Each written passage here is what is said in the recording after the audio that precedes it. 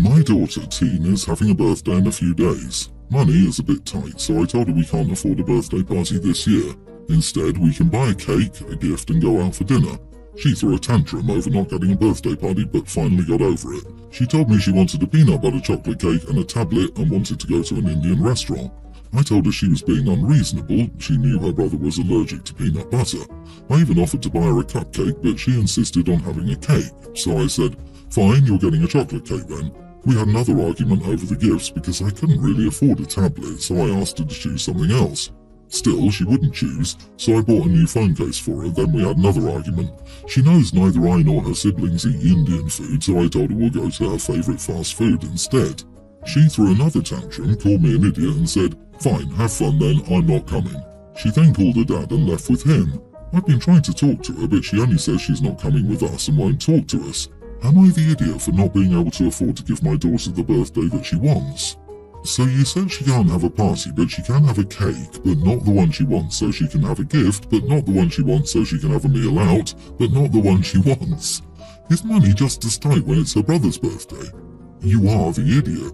Compromise is one thing. Shooting down every alternative she gave is just something else. No wonder she's going with her dad. Maybe he'll at least give her something she likes. I think OP nulled the allergic argument by saying the daughter could have a peanut butter cupcake while they all had chocolate cake. If the allergy was that severe, a cupcake wouldn't be an option either, surely. What extra blows my mind about the cake is OP offers to get the birthday girl a cupcake. If the brother is allergic, I mean he hates peanuts, why isn't he getting the different flavour cupcake? Yeah, that's a good point. The poor girl, she doesn't get the gift, the restaurant, or the cake of her choice. It's her birthday. Let her get one thing she wants. The cake would be the least expensive, and you can't even do that for her. Let me guess, her brother is perfect. I believe this is just one part of a bigger issue. The girl requests for her own birthday dinner and cake to be things she likes are reasonable, but OP can't even be bothered to do that, not because of time or money constraints, but because her siblings don't like those things. If she can't even get her preferred food and cake for her birthday, I'm willing to bet that she loses out on a lot of things because it's inconvenient or not accommodating for her siblings. What do you want to bet the siblings are step or half sibs? I was wondering about the exact same thing.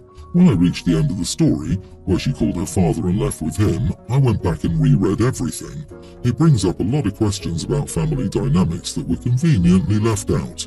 OP, you didn't give her one single thing she asked for. Instead, you made it all about her siblings. Her tantrum is because this kind of thing happens a lot. You even talk about how your other kids never pull this. I wonder if your younger children have a different dad. It almost seems like you intentionally treat this child differently. My birthdays were always like this, catered to everyone else except me. I just stopped celebrating and don't really go out of my way to see my parents anymore. My dad married Lucy when I was 8. My dad met Lucy at a support group for grieving widows and widowers. They were dating almost immediately after the meeting, 6 months after my mom died and 11 months after Lucy's first husband died. Lucy has a daughter Maisie who was 7 when her mom married my dad. Maisie and I never got along. We're toxic together. Pretty sure the reason is we were 2 grieving kids who had lost a parent, struggling with the loss of said parent. Our surviving parent married the others, and suddenly, the step-parent is being over-pushy and calling us their kid. We're not getting what we need from our actual parents. Lucy especially was bad. She called me her daughter before they were officially married, and she told me years ago that she was saving her engagement ring from her first marriage for me, which was a family heirloom her parents gave to her first husband. I told her I didn't want it, and she ignored me. She even ignored her own parents, saying they wanted Maisie to have it and not me. She was offended they would treat her as less of a grandkid. But it's true, they're not my grandparents, and I am not their granddaughter. Now I'm nearly an adult and Maisie is a teen, and I don't know exactly how it all happened. But Maisie was told by Lucy that the engagement ring from the marriage to Maisie's dad was being saved for me, as her oldest daughter, and Maisie lost it. She yelled and screamed at her mom that she was her daughter, not me, that her dad proposed to her with the ring, not mine, and if anyone should get it next, it should be her. I was yelled at next. At the time, I was oblivious to the fact she'd yelled at her mom, but Maisie called me a thief, said she hated me, said I should have died with my mom instead of stealing hers and stealing a memory of her parents' marriage, and that I was a selfish witch. I couldn't believe Lucy told her daughter she was giving me the ring after I said I wouldn't want it. So then I yelled at Lucy. I told her I didn't want her stupid engagement ring, that it was meaningless to me and that she would never be my mom. If she thought the ring would do anything but go to waste if saved for me, then she was mistaken. I told her to give it to her own daughter and stop being such an uncaring mom to her. My dad told me about what Maisie said to Lucy after I stormed off. He told me I piled on Lucy and it wasn't right. He asked me why I had to be so angry about the ring, and I told him nobody but Lucy wanted me to have it, and I was seen as selfish when I didn't want the damn thing and told her as much. He said I owed Lucy an apology and to give her as my mom a chance because he was tired of us being a fractured family. He also told me I was a real idiot to Lucy. I told him that's what you get when two fractured, grieving families get forced on each other. Am I the idiot? It's ironic that this ring is the one thing you and Maisie can finally agree on. The enemy of my enemy is my friend. You are not the idiot. I feel for Maisie too after reading what you just wrote. I understand what the two parents were trying to do, why and how hard it can be, but they need to let it go and allow the two of you to coexist neutrally rather than try to force closeness. Jesus, I cannot imagine what goes through Lucy's mind when she wants to give the ring to you instead of Maisie, as it belongs to her father's legacy. You have the right to have the memory of your mom, and Maisie has the right to the memory of her father. Your step-parents shouldn't be forced into a situation where they want to completely replace the original parent. What a horrible situation. You and Maisie are growing up with such grief. Hugs to you. If I was Maisie, I definitely would have flipped too. Years of pent-up neglect just surfaced. You got caught in the middle and that blows. In my opinion, Lucy got what she had coming, especially since you had already told her you didn't want the ring. However, a word of advice, Maisie isn't the enemy, and you're both old enough to know that by now.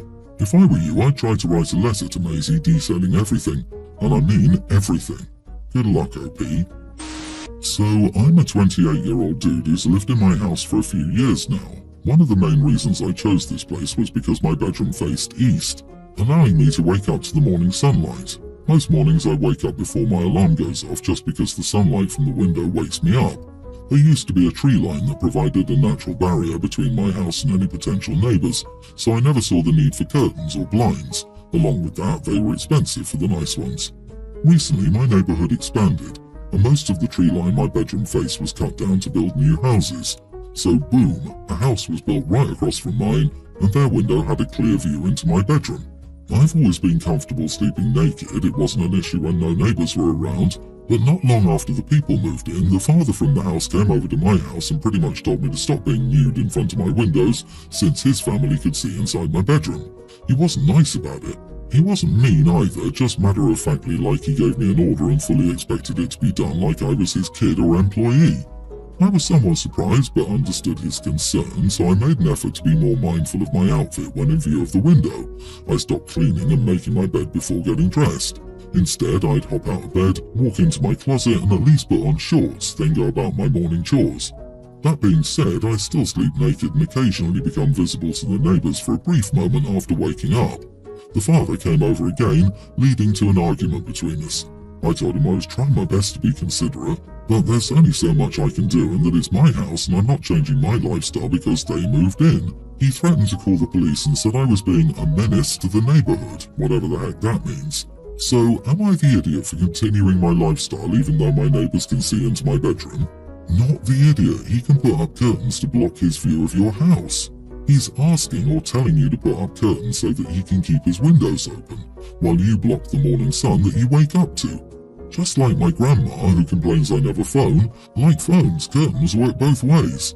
If he bothers you again, ask why his family spends so much time looking in your bedroom. What a moron. I think it depends. Is he standing in front of his bedroom window right across from the dining room window? I don't think it's right to assume they're going out of their way to look in a window without any information, really. For all we know, OP stands legs apart to look at the sunrise in front of a sliding glass door visible to everyone. I really think it depends on the neighbourhood, house, setups. I agree with this. If they see a naked dude while they're sitting eating breakfast and can't avoid it without closing their windows, that's an actual issue. They should be able to have their windows open without the whole family seeing OP's morning ritual.